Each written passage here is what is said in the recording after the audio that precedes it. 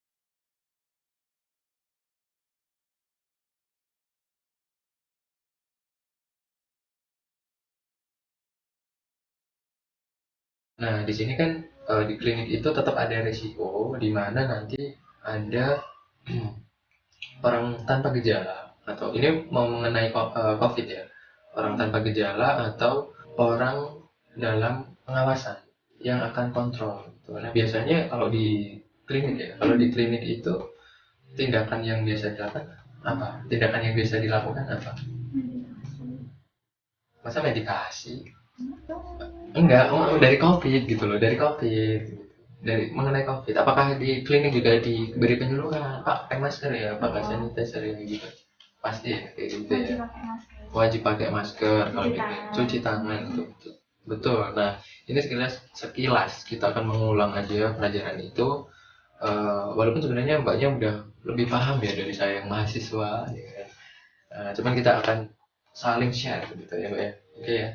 Nah, langsung aja nih, saya kan ini ada tugas mbak gitu, ada tugas yang tujuannya nanti untuk penyuluhan gitu. Apa mbak Julia Rizky ya, Julia Rizky bersedia nggak kira-kira? Oke, kalau bersedia nih saya mau minta tanda tangan dulu gitu, sama nomor WA. Hmm, oke, sip. Nah gitu, oke kita langsung mulai. Nah, Buat Mbak Julia kan tadi udah tak kasih satu nih makalahnya gitu. Oke, yang pertama ini untuk peningkatan imunitas terhadap melawan COVID-19. Ini yang pertama adalah makan makanan bergizi. Yang kedua, minum yang cukup. Yang ketiga, olahraga minimal 30 menit sehari. Yang keempat adalah berjemur di pagi hari. Oke, nah kita akan rinci satu persatu, bosku. Ini makanan yang bergizi itu menurut Mbak Julia itu biasanya seperti apa? Kalau yang diedukasi di klinik untuk COVID ini. Iya, apakah sama dengan makalah yang saya buat gitu? Sama. Isinya bisa dijelaskan apa aja? Biasanya edukasinya apa? Nasi kah, lauk kah, atau apa gitu? Gizi seimbang. Contohnya apa? Nasi, sayur, buah, susu. Kalau nggak ada susu gantinya air putih. Oke, untuk ganti kalsiumnya apa? Tempe, tahu ya gitu ya. Oke, bosku. Nah itu, jadi kalau makanan-makanan bergizi, sebenarnya bergizi itu bagus, tapi lebih bagus lagi kalau halalan thayyiban ya. Gitu ya. Bergizi tapi nggak halal kan itu ya nggak baik gitu. Nah itu, jadi nanti ada nasi, lauk pauk, buah, sayur, kemudian protein ada nabati seperti tempe, tahu seperti itu. Kalau yang hewani itu dari ikan, daging, seperti itu. Nah, kemudian untuk minum air putih itu minimal 2,5 liter per hari atau 8 gelas per hari. Itu bisa teman-teman atau bapak ibu bagi ya, pagi hari 2, siang hari 2, sore 2, atau sebelum tidur 2 gitu. Malam harinya pipis ya. Ya gitu pokoknya dibagi gitu. Apakah paginya 4, paginya 3, siangnya 3, sorenya 2 kayak gitu. Itu pasti bisa. Yang kedua adalah olahraga minimal 30 menit sehari. Biasanya Mbak Julia kalau di klinik itu olahraganya apa? Apa? Senam. Oh itu senam orang tua, lansia atau lansia? Ada senam ini enggak? Seperti senam pocong-pocong enggak? Senam senam gula. Enggak senam gula, enggak jarang ya. Nah, manfaat olahraga ini kan seperti pada umumnya. Kita kan sekilas untuk share aja, bro. Jadi aktivitas yang teratur itu dapat meningkatkan imunitas tubuh. Yang pertama menjaga berat badan tetap normal, kayak saya ya kan. Oke. Gitu ya. Terus kemudian ini kayak Mbak Julia juga ini rajin olahraga, menjaga kesehatan tulang. Dari makanan yang bergizi tadi, secara otomatis kalau kita mau olahraga, tulang kita pun akan terjaga gitu. Meningkatkan kinerja otak, menjaga keseimbangan tubuh, jadi nggak cepat pusing gitu ya. Karena kalau orang lapar itu merubah orang, ya, gitu. Ya gitu. Nah, kemudian mengurangi resiko berbagai penyakit. Nah, kemudian selanjutnya itu untuk meningkatkan imunitas melawan COVID, ada materi berjemur. Berjemur di sini adalah tujuannya untuk mendapatkan apa? Vitamin D, ya. Vitamin D fungsinya untuk apa? Untuk kulit. Untuk kulit. Jadi mencapai kepadatan tulang yang optimal gitu. Jadi kalau tulangnya udah padat, keras, kayak beton gitu, bro. Jadi sehat walafiat gitu. Nah, di samping itu ada juga fungsinya untuk mengurangi inflamasi, mengurangi autoimun. Meningkatkan fungsi otak itu tadi udah, memperlambat pertumbuhan sel kanker, meningkatkan imunitas, memperbaiki mood dan kualitas tidur karena cepat capek mungkin ya. Menurunkan resiko penyakit jantung gitu ya. Buat teman-teman kalau zaman sekarang lagi olahraganya itu apa? Goes ya. Lagi zamannya goes itu ya pokoknya bagus gitu. Nah, selanjutnya adalah istirahat yang cukup. Nah, istirahat yang cukup itu kira-kira berapa jam misalnya? 6-8 jam. Oke, jadi kualitas tidur orang itu juga mempengaruhi ke kinerja otak, kesehatan tubuh gitu ya. Jadi seperti lagu Roma Irama, bro. Jadi kayak begadang jangan begadang kalau nggak ada artinya gitu. Jadi lebih baik nggak begadang kalau nggak ada artinya. Mending tidur ya kan, besok pagi bangun subuh enak aktivitas fresh gitu ya buat olahraga. Seperti itu bosku. Kemudian materi kedua itu untuk pencegahan penularan COVID-19 di klinik. Biasanya pencegahan COVID-nya seperti apa? Tadi ya, menjaga jarak, terus social distancing, betul, physical distancing, terus cuci tangan, kemudian pakai masker, cuci tangan pakai air, bukan pakai masker gitu. Cuci tangan pakai air terus pakai masker mulutnya gitu ya, bukan cuci tangan pakai masker. Nggak lucu ya, emang nggak lucu gitu bro. Ini bukan buat lucu-lucuan, ini serius. Nanti saya kirim dosen, maaf bu dosen gitu ya. Ya intinya yang pertama tadi adalah jaga jarak. Nah, jaga jarak interaksi sosial minimal 2 meter. 2 meter. Nah, karena ini kita mohon maaf nih suami istri gitu. Jadi ketahuan deh gitu ya. Apa suami istri, jadi masih aman di rumah gitu. Yang penting kita nggak keluar rumah gitu. Tidak berpelukan sehingga penularan virus dapat dicegah. Ya, tidak berpelukan kecuali sama istri gitu. Kalau sama istri, kalau nggak kena penyakit lain boleh gitu. Kalau sama istri boleh. Yang nggak boleh tuh istri tetap. Nggak lucu bro. Iya, emang ini bukan buat lucu-lucuan. Nah, jaga jaraknya itu bisa antar individu dengan individu lain, kemudian dalam forum atau dalam event gitu. Jadi untuk saat ini PSBB ini kan udah mau dibuka ya kemungkinan. Jadi tetap dengan protokol COVID gitu ya. Walaupun ini jaraknya nggak ada 1 meter, pakai masker. Yang kedua, jarak physical distancing itu tadi ya, jarak 2 meter. Kemudian cuci tangan ada berapa langkah? 6 langkah. Lebih pintar mahasiswanya, harusnya bangga Stikes punya mahasiswa pintar. Lulusan mana mbak? Ada 6 langkah. Langkahnya apa aja mbak? Masih apa mbak? Saya kasih tahu ya teman-teman, buat cuci tangan itu paling gampang adalah dengan menyingkatnya. Nama saya kan Puput nih, saya jadi keingat itu caranya yang paling gampang adalah tepuk selaci puput gitu. Telapak tangan, punggung tangan, sela jari, terus selaci, mengunci selaci, terus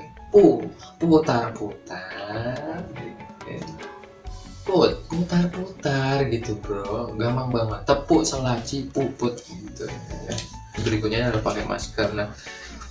Nah, masker kain itu diganti setiap 4 jam, kemudian masker medis diganti setiap 8 jam. Kecuali itu memang ada waktu bersin, kotor, kena debu yang banyak banget, kena pasir, kena tanah gitu, kena api gitu loh bro. Itu harus diganti gitu. Nggak lucu ya, emang nggak lucu gitu loh. Ini tempatnya bukan serius gitu.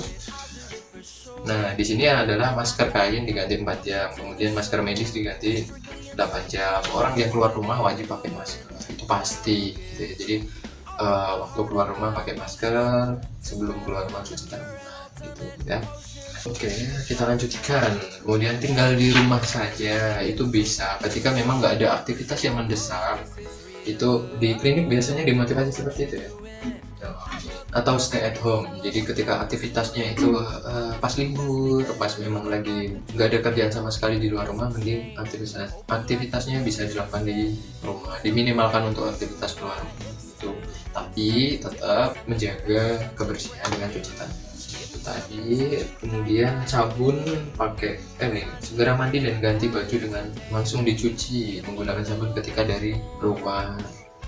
Itu jadi kalau udah keluar dari luar rumah, mau masuk rumah cuci tangan, ganti pakaian, kasih tempat kotor ya kan, dicuci gitu. Nah, yang terakhir nih, saya paling suka banget ini. Kita akan latihan berpikir positif. Jadi kita akan melatih pikiran kita, di mana kita kayak hipnosis namanya. Saya pernah melakukan seminar hipnosis gitu. Jadi ini semacam kita menghipnosis ya, bukan menghipnotis, menghipnosis atau mempengaruhi orang di alam bawah sadarnya untuk berpikir lebih positif ketika dilakukan hipnosis itu, dan efeknya diharapkan setelah sadar gitu kita akan membawa aura yang positif gitu, aura kasih gitu. Keringetan ya Mbak ya, ada tisu ada tisu di sini, wes udah kita siapin gitu. Ini sarung tangan sebenarnya juga ada. Nah untuk sarung tangan kemungkinan kan kalau kita memang aktivitas di luar itu seperti yang berhubungan dengan barang-barang yang kotor tadi. Nah, coba kita latihan berpikir positif. Mbak Julia, ikuti instruksi saya. Oke. Semangat banget kayaknya berpikir positif. Senang. Apa sesak pakai masker tadi? Nah, jadi di sini kita serius nih, serius. Nah, di sini nanti Mbak Julia mengikuti instruksi saya. Oke, yang pertama adalah relax dulu. Semua mau ditaruh silahkan, mau diapain saya. Oke, setelah udah relax belum, sambil sandaran nggak Pak? Jauh gini aja. Oke. Kalaupun udah relax, tarik nafas dalam, ikutin seperti saya. Nanti selama 3 kali. 1, 2, 3. Tarik nafas dalam. Tahan. Sambil pejamin mata nggak kalau bisa? Iya. Enggak, serius, ini serius ya. Tarik nafas dalam. Pejamin mata, kemudian tahan bentar, hembuskan lewat mulut pelan-pelan. Oke, lagi tarik nafas dalam, tahan, hembuskan lewat mulut pelan-pelan kayak orang cium. Oke, sekali lagi tarik nafas dalam, tetap tutup matanya, tahan sebentar, keluarkan lewat mulut pelan-pelan. Tutup matanya, kemudian tutup mata. Iya serius, tutup mata. Imajinasikan hal-hal positif yang pernah Mbak Julia alami. Jadi mulai dari kesehatan, kesuksesan, impian, kemudian Mbak bayangin itu semua dalam kondisi yang tenang, entah itu di pemandangan yang sangat luas, di bawah air terjun yang sangat jernih. Ketika hitungan 1, 2, 3, Mbak itu akan merasa lebih fresh dari sebelumnya. Ya 1, 2, 3, Mbak akan merasa lebih fresh belum buka mata Mbak. Iya seperti itu. Nanti nunggu instruksi saya ketika mau buka mata. Oke, kemudian setelah hitungan 1, 2, 3, Mbak Julia akan merasa lebih tenang, lebih fresh, lebih positif dari sebelumnya. 1, 2, 3, Mbak akan lebih berpikir positif lagi, 1000 kali lebih fresh, 1000 kali lebih positif, 1000 kali lebih baik, 1000 kali lebih sehat. Mbak bisa bayangkan 1000 kali lipat sehatnya Mbak, positifnya Mbak, kemudian cerianya Mbak, impian yang tercapai 1000 kali lebih semangatnya Mbak. Itu akan Mbak rasakan setelah buka mata dalam hitungan 1, 2, 3. Itu contoh bro, itu contoh, mohon maaf karena saya memang nggak bisa menghipnotis gitu. Saya bukan tukang sulap atau tukang sihir, jadi itu contohnya gitu ya. Jadi itu bisa kalian lakukan, tapi ini serius ya, itu bisa teman-teman lakukan di rumah. Kalau pribadi itu namanya self hypnosis atau self hypnoterapi. Kalau nanti ke teman itu adalah namanya terapi hipnosis. Itu ya, begitu dari saya pribadi gitu. Nah ada saran-saran? Nggak ada. Oke, jadi terima kasih atas waktunya, udah mau nonton, udah mau mengkonfirmasi atau menilai video saya. Bu Ulan, ya, Bu Ulan itu dosen stikes yang cantik, baik gitu. Kalau soal nilai, wah, pokoknya A gitu. Ya tapi harus ngerjain tugas gitu. Pokoknya itu. Nah, itu ada kurang lebihnya saya dan Mbak Julia, mohon maaf di video kali ini seperti itu. Jadi ini masih mungkin banyak kurangnya, saya yakin itu kedepannya moga lebih baik lagi karena ini memang tugas untuk keperawatan jiwa. Jadi ini saya persembahkan untuk Stikes Muhammadiyah Klaten, khususnya untuk dosen saya Bu Ulan untuk ujian OSKA keperawatan jiwa. Ya cukup sekian. Oke, ada kurangnya saya mohon maaf. Wabillahi taufiq wal hidayah. Wassalamualaikum warahmatullahi wabarakatuh. Dadah dong. Hey, feeling good, like I should. When in dark, walk around the neighborhood. masa depanmu bersama Stikes Muhammadiyah Klaten. Stikes Muhammadiyah Klaten, sukses, sukses, sukses. Wassalamualaikum warahmatullahi wabarakatuh.